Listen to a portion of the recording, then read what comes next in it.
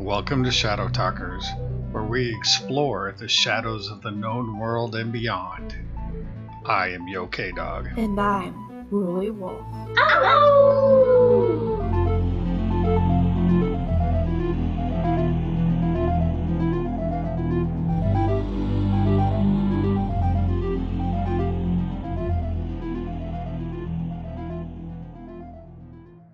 In 1977, Voyager 1 left our beautiful blue planet to head out into outer space.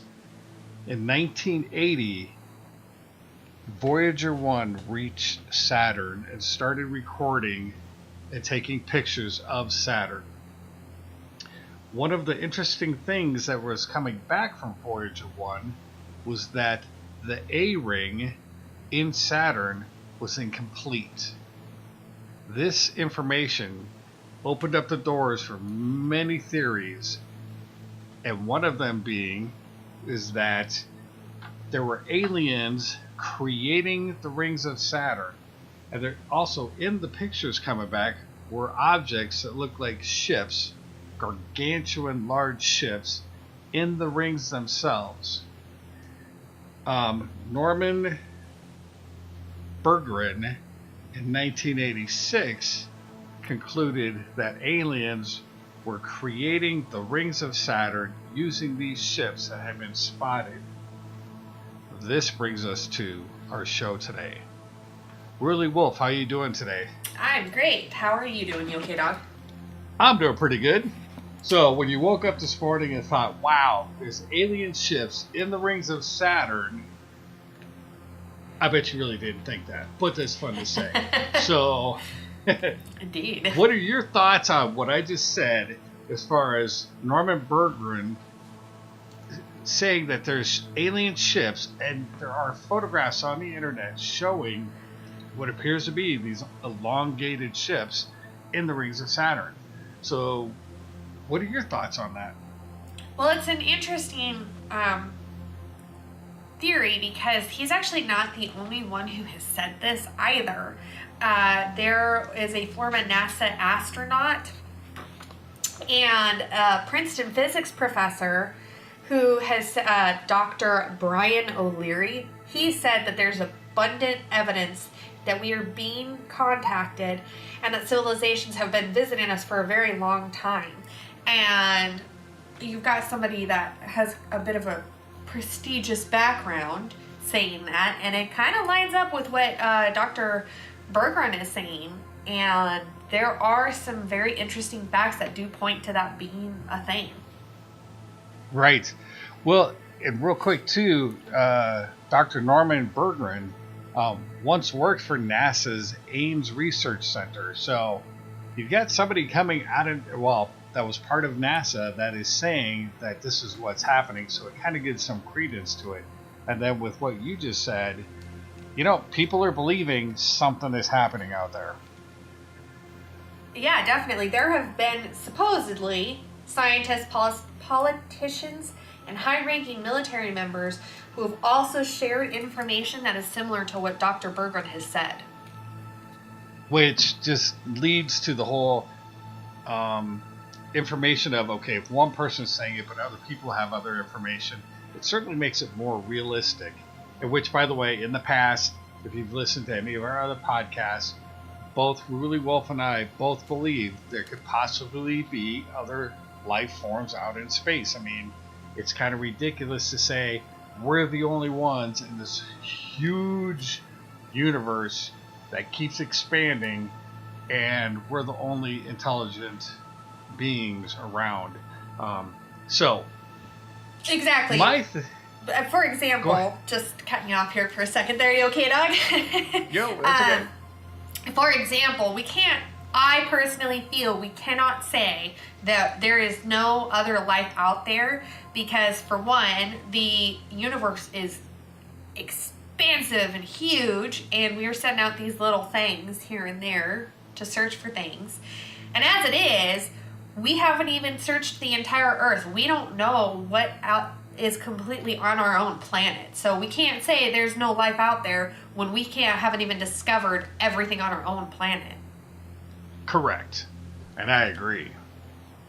So with that being said, let's go back to the ring makers. So Dr. Berggren and other people now are saying that they really believe there are intergalactic alien spacecrafts in the rings of Saturn.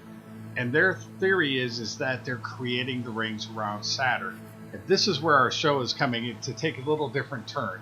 Because when I first heard this and heard about the Ring Makers of Saturn, which is the book that Dr. Berggren wrote, I was intrigued right away. It's like, the Ring Makers, what the heck? And you go and look, and he's got pictures.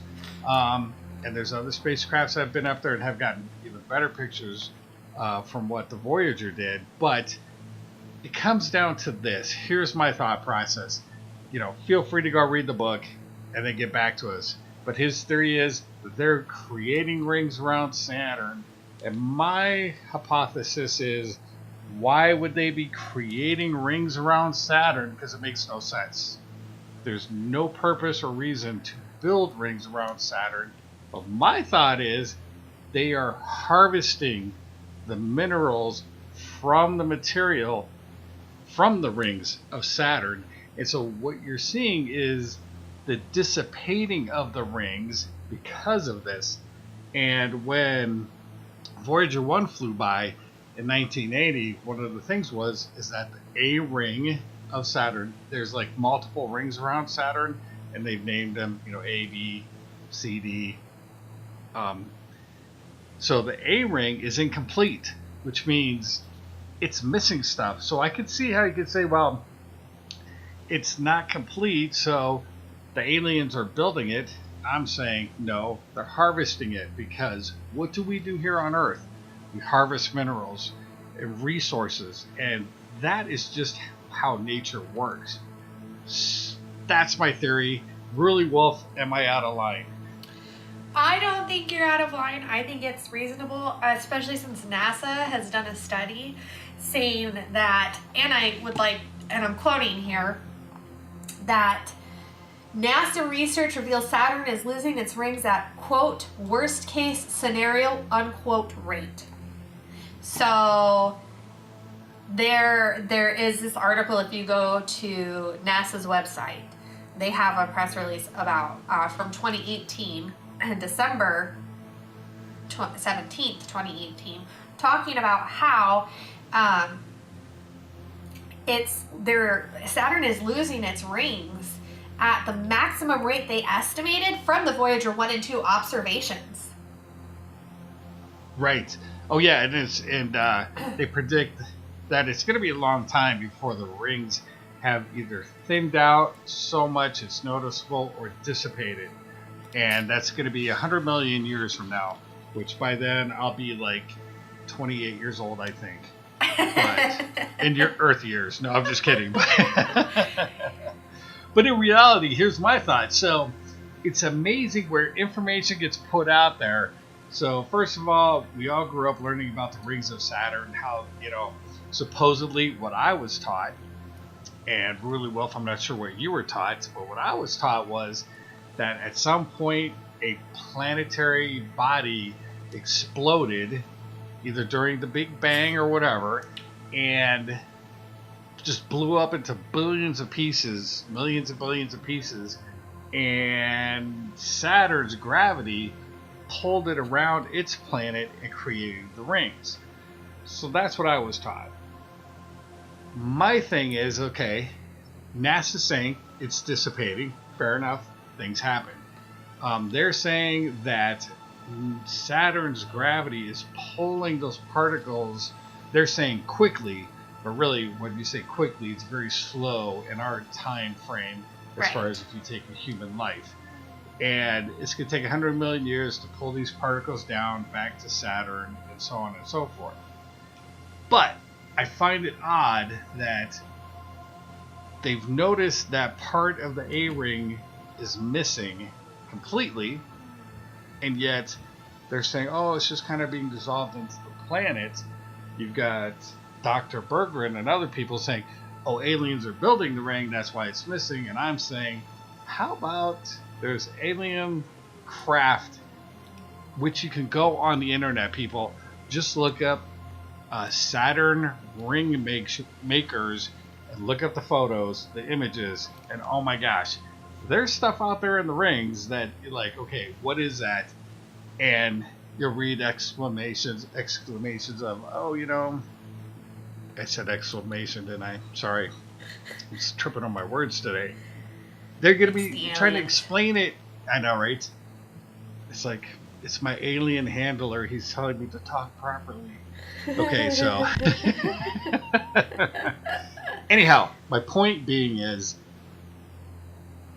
it's amazing what you see in the photos, and you can't tell me, oh, it's just a natural phenomenon of something out there. There is some kind of structure in the rings of Saturn, and it does look like a ship type shape, and I would say it's harvesting it, and that's why the rings are missing. So that's my conclusion on that. Here's a theory I'm going to throw out here at you that I just thought of right now as we were talking. What if everybody is right? What if millions of years ago they had the ring makers of Saturn, and they did make the rings because they found out that they needed this certain thing to run whatever else certain thing. So they made the rings around Saturn, but something catastrophic happened to their society, their civilization, and they lost the ability to make the rings around Saturn. And so now they're harvesting it, and it's starting to go away, but they've lost that key point in their civilization of how to make them. And that's a great novel story. I think you should write it. Well, I do. Okay, so here, I'm going to add to that. So, going along that vein, I'm saying, so they're having to build the rings around Saturn to make a gigantic antenna so they can use their intergalactic ships and communicate them in, like, different universes far, far away. How's that? Well, there you go. But here's my question. Where do you get that much material from that you can bring it to Saturn? Because we're assuming Saturn's got some kind of geomagnetic thing going on, so you can then build the rings and keep them in place to do whatever you need to do. So where's all that material coming from? Well, their ships are pretty big. I mean, you know, well, we don't know how much they could fit in there. This is why I'm saying they're harvesting it. You're harvesting it because that's what we do. You mine gold, you mine uranium, you mine all sorts of minerals and stuff to build and create other things. So if you're in a galactic alien society and you used up all your resources from your planet, and now you're like, well, we got to go somewhere else. And so you send your ships to Saturn. And these huge ships are just like, I mean, Blade Runner type movie, you know? You got these old factory ships just mining away with people who are bored with their jobs because they don't know what to do with their lives, but yet they're getting paid by the corporate company to mine minerals, right? It could be. See, I should write a book, but I'm just not very good at that. So, but one last thing I want to add in here real quick. So these cigar-shaped ships, as they're calling them, have been sighted in many photos from telescopes in different areas. You know, some around the moon, some around Mars, and other places. And people are saying, where are these objects coming from? And nobody can explain them. Recently, there has been a cigar-shaped object that came into our part of the universe that was spotted by NASA unexpectedly, and it flew through our system, and excuse me, and I'm trying to get this up on the internet here, and now I can't find it. But the thing is that it came in, NASA said, oh, this is weird, it seems to be a lot of metal in this object, We're calling it an asteroid.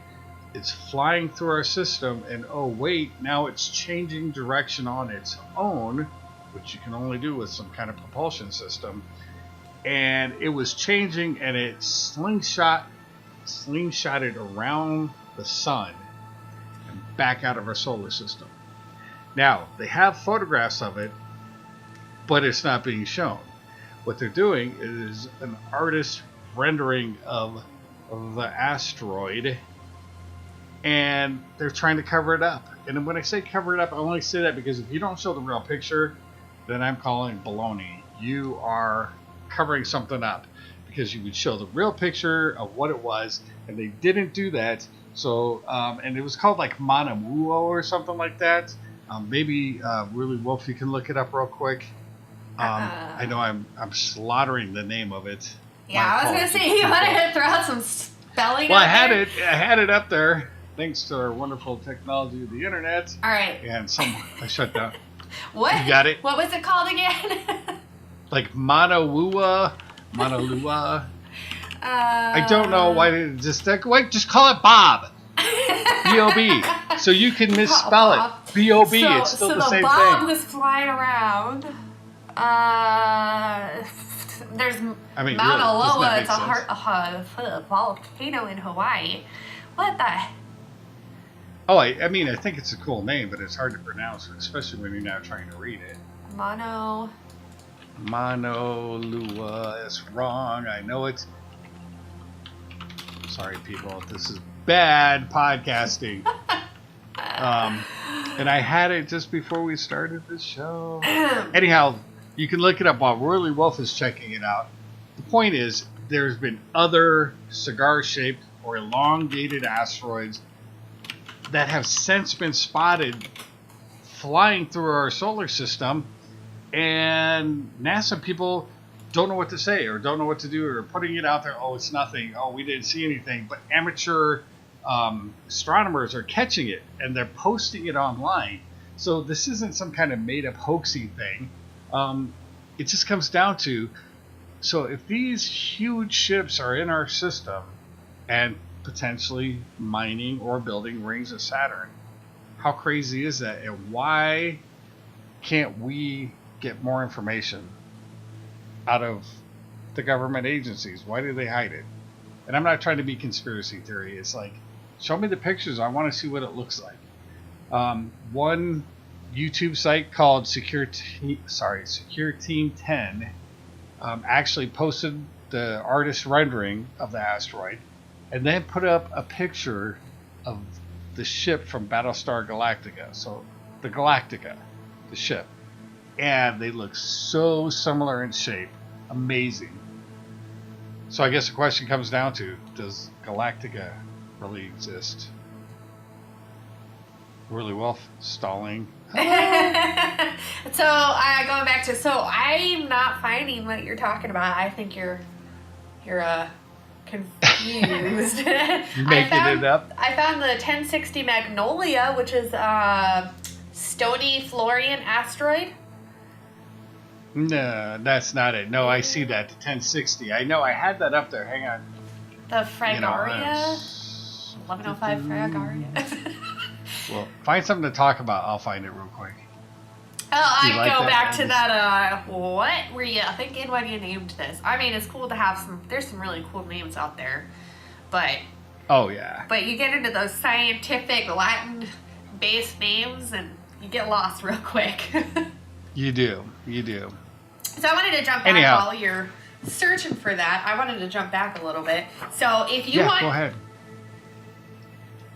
Yes? I'm done. I said go ahead. Oh, okay. So Dr. Berggren's book, Ringmakers of Saturn, you can find it online, a digital copy online for free, and that's my best suggestion unless you have a fair amount of disposable income to buy an actual copy. Currently on Amazon, the hardcover books used there's 3 available. One is $990, one is $1,500, and one is $5,001. What? Yeah, and that last one, the $5,001 book, even said that it was in a warehouse where there was a fire, and so that there could be water damage done to it, or highlighting, like with a highlighter or a library cover. So there's that. And then the paperbacks are slightly more reasonable and there's only 2 available currently as of January 13th, 2019. The first copy is $199.99, and the second copy is $599.99. So if you are going to be looking for this book, you can find a digital copy of it online. You just have to do a little digging. That would be my best suggestion, because it's going to be difficult to get your hands on a physical copy. Right? And this is where, okay, conspiracy theory alert. Why is it so difficult to get this book? Why is this book gone out of print to the point of, if you're going to buy it, you have to spend all this money? That's crazy. So again, I'm going to throw a conspiracy theory out there. I'm not a conspiracy theorist. We're just having fun, okay? Thank you. Go tap somebody else's house. He's lying. He's got mine. a tinfoil hat on right now. Shh, don't tell anybody. It's Reynolds. Oh, I didn't say Reynolds, did I? No. Oh, my God. Okay, so it's tinfoil. It's not aluminum. And I'm just kidding, because they don't make tinfoil anymore. Or maybe they do. I don't know. So, I found the name of the asteroid after much painful going back and finding it, which is ridiculous. But I'm going to spell it first, and then I'm going to try to pronounce it, which means it's going to be wrong. So, they named it Oumuamua. Oumuamua. Oumuamua. Okay. That's difficult. Whatever. Do not jump on me about this, okay, people? Because if you can pronounce it correctly, send me a voice recording so I know. Thank you. There you go. Oh, okay. I see what you're saying. Again, why don't you just call it Bob? Hey, look, Bob's flying through the intergalactic system. I mean, I just don't get it. So here's a did you know about the name. The Oumuamua, that's my guess. Oumuamua. That's good. Oumuamua. You are correct. Yeah, is a Hawaiian word which means a messenger or scout, which I find really interesting that this asteroid that looks ship-esque is named for a word which means messenger or scout. That is amazing. I did not know that. Good job, Rulywolf. Thank you. That was awesome, grabbing that really quick. And so then you see the picture of it now, and it looks like it could be an elongated ship. Yeah. I mean, I'm just saying. Yeah, I so see. go again. Go ahead. It's impressive, and it doesn't look like a quote-unquote typical asteroid, which isn't really saying much because I'm sure there's millions of them out there, but it's very odd the way it looks. So. And you used a great word. You said it's impressive. It is impressive. And that's just the artist's rendering of it. Which means that they're taking out the detail.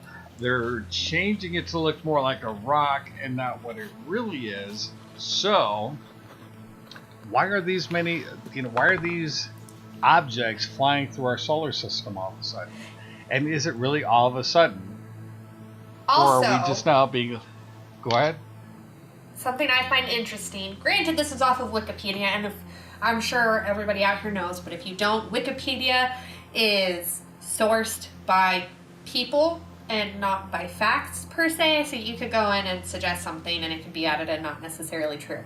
So keeping that in mind, I'm getting this from Wikipedia. But according to Wikipedia, it is the first interstellar object detected passing through the solar system. Which I also find very interesting because I was under the impression there were other interstellar... It's being touted as an interstellar object and not an asteroid. Right. And that's another good point. Boy, you are on it today. Oh my god. Another gold star for Rulywolf.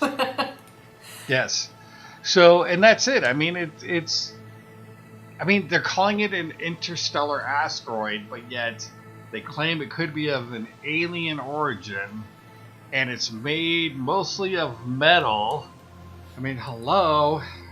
I gotta find if I'm related to any of these people. Go on a little vacation. Hey, let's check it out. There you go. So anyhow, going back to the ring makers of Saturn.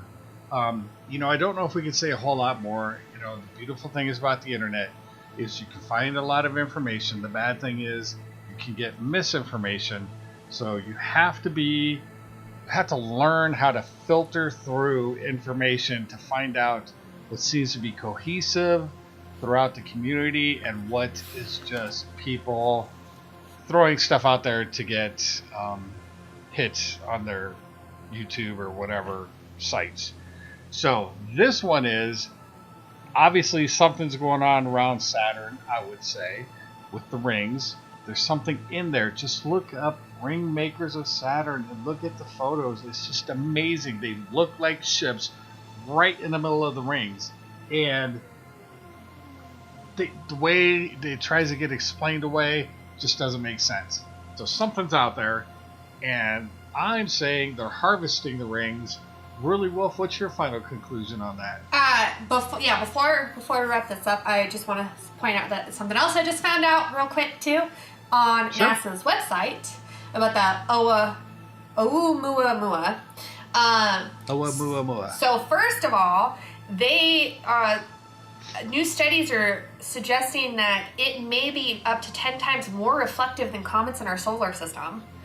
So I would be really curious to see how something like super shiny metal compared to asteroid shiny, how they would perceive that. So could it have a more spaceship exterior than... Right, and that's I was just going to say that with what you just said, it's more reflective. That's because it's made. I don't want to say man-made because it would be alien-made, whatever. It's created. It's made out of metal. So right. Wouldn't you can come to the conclusion it's got to be a ship? I would think so. And then yeah. And then this is the kicker for me. And they have a little graphic video of what they're saying, but they've concluded that there's vents on the surface of it that emit jets of gas, giving it a slight boost in speed. See? Say again? No, go ahead. Sorry, we have a little bit of delay due to our technological connection. Right. I'm sorry. I'm trying to be Daft Punk. Technologic. Yeah, Anyhow. we just need to add some dubstep in and we'll be good. There you go, right? I've never heard of, and I'm not well versed, so this means nothing, but I've never heard of an asteroid that vents gases to help it move faster. And what would be the purpose of that? Anyway. No, an asteroid cannot. I mean, that's ridiculous. And the whole thing is when you read about Oumuamua. Okay, see, I messed it up again. Anyhow, I'm not trying to be funny. That's a hard word to say. It is very difficult. When you read what NASA says and other things, you've got to read between the lines, and that's what people don't do. It's read between the lines, and they're talking about how this asteroid is self-directing itself. And it's slingshotting itself through the universe, coming towards the sun. It's not breaking apart. It's not dissipating like a normal comet would. So, but it's directing. It's changing its direction on its own. So you got to say, hey, come on. And there's something else going on. Adjustable speeds. Adjustable what? Well, adjustable speed. I mean, if it's venting gas, then surely it cannot vent gas to not go as quickly, if that makes sense. Well, yeah, but I get that it's venting gas, but read between the lines. I mean... No, what I'm saying is that it can control its speed. So if it can vent gas to go faster, surely it could not vent gas or vent less gas, if that makes sense. Yeah. So, yeah. In essence, it's kind of doing its own thing. All I'm saying is Bob, because I've renamed it, thank you very much. Bob is not in control of itself, and Bob is being redirected to use our sun as a slingshot, which I think is in a Star Trek movie or something. And to use I'm the sure gravitational pull of the sun to slingshot itself around our solar system and shoot on out and go somewhere else. I think it's because we're pretty boring over here, so. Yeah. That or they could have a distaste for water. Well, no. Hey, it's like, it's National Lampoon. Hey, are we to Wally World yet? No, son, we're not. Just shut up. We're going to slingshot around the sun here, and then we'll get there someday. That's probably it. Why did you let Bobby learn how to fly the spaceship on our family vacation? Look at where you got us now. I know. Are they dragging an intergalactic dog behind them? That's so sad. Anyhow, I think we've reached our limit on this topic. I think we have. So, unless YoKDog has anything to add? Just, look into things, people. There's a lot of fun stuff, whether it's real or not. We can't prove anything we're saying at this point in time. We're just talking about what's out there. And the rings of Saturn has been around for a long time, like we said, about 1986. As far as conspiracy theory or just theories, because some people use conspiracy wrong. Somebody had an idea, right or wrong, none of us can prove it. But the point is, look into it. There's so much information out there. Filter it properly so you don't go on some weird, crazy rabbit hole that we talk about all the time and end up in some dark space, because you don't want to do that. But exactly. I do believe, I think there's alien life out there. I think there's other intelligent life, let's put it that way, instead of saying alien, intelligent life form out there. I totally believe there can be other spaceships. This universe is just so huge and so big, we're not the only ones out there. And, as far as like looking into this stuff, that's what's fun. That's what makes life interesting. Because I go to a boring job, and this makes my life more entertaining. Although I do create music, and that's fun too, but people think I'm spacey with that, so I don't know how to take that. He's really an alien. Right. I'm from planet Zubia in the whatever galaxy, whatever. Let's continue on. Rulywolf, I'm messing up. All right. Well, with that, without further ado, you can follow us on Twitter at Shadow Talkers. We like to post entertaining things and post things and like to get your feedback and opinions. Like, do you believe in Bigfoot? Have you seen Bigfoot? And other interesting things to entertain you. And above all, remember to explore the shadows. You may be surprised at what you find.